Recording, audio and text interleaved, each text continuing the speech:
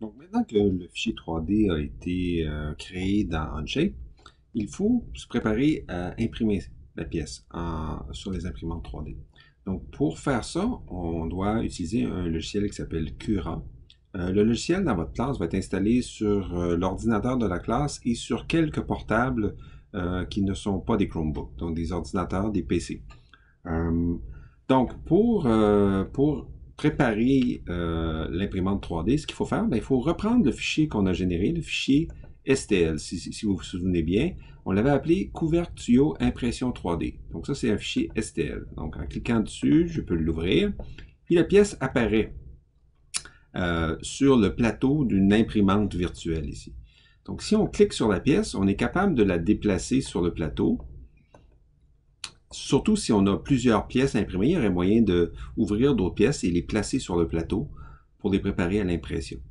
Dans ce cas-ci, il y a d'autres options ici, mais c'est plus selon des cas très particuliers qu'on a besoin. Donc, si on a besoin d'avoir, par exemple, changé l'échelle de la pièce, la rendre plus petite ou plus grande, c'est des choses qui est possible de faire.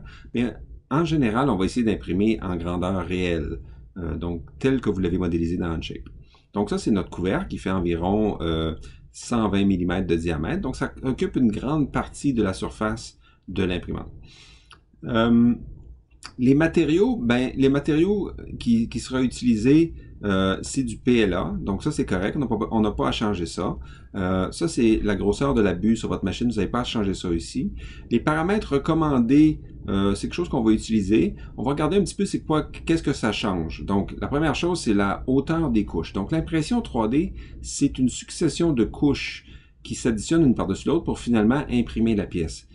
Ici, c'est la dimension, c'est l'épaisseur des couches en millimètres. Donc, 0,06 mm, 0,1 mm, c'est un dixième de millimètre, c'est un cheveu, à peu près l'épaisseur d'un cheveu.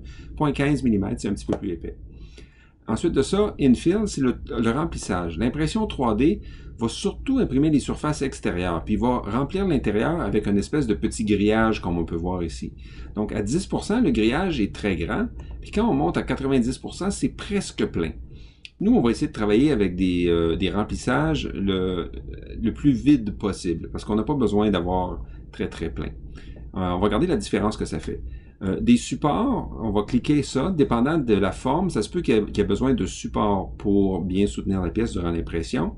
Et la plaque d'adhésion, dans notre cas, cette pièce-là est très grande, on n'aurait probablement pas besoin, mais il y a certaines petites pièces, on a avantage de la cliquer pas mal toujours. Donc, notre modèle est dans le logiciel. Maintenant, on va cliquer sur le bouton « Préparer ». Ça prépare le fichier qui sera utilisé pour l'impression 3D. Donc, quand je clique sur « Prépare », il se passe une couple de petites choses ici. Donc, ce que ça me dit, c'est que ça va prendre 4h17 à imprimer et que ma pièce va peser 37 grammes. Okay? Donc, là, on peut jouer avec ça. Si, par exemple, je veux que ma pièce soit plus solide, je peux la remplir un peu plus. On va regarder maintenant, si je prépare le fichier, qu'est-ce qui arrive avec la durée. Donc, plutôt que 4h17, ça devient 8h08.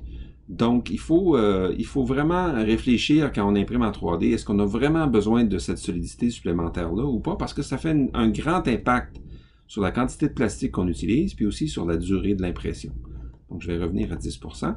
C'est un peu la même chose si on change l'épaisseur des couches. Si je mets des couches plus minces, on va regarder qu'est-ce que ça fait. Bien là, on est rendu à 9h28. C'est encore plus long. Donc, je reviens à 0,15, qui est une couche un petit peu plus épaisse. Puis, je suis revenu à 4h17. Donc là, ce qu'il faut faire, c'est qu'il faut sauver ce fichier-là sur l'ordinateur pour ensuite la mettre sur une carte SD qui va être transportée et branchée dans l'imprimante 3D. Donc, si je clique sur le bouton ici, sauver à un disque, donc c'est ça, donc il sauve automatiquement sur, moi j'ai déjà un SD dans mon ordinateur, donc le sauver par défaut sur ma carte SD, et puis ensuite de ça, je peux éjecter cette carte-là et aller vers l'imprimante. Donc c'est tout ce qu'il y a à faire.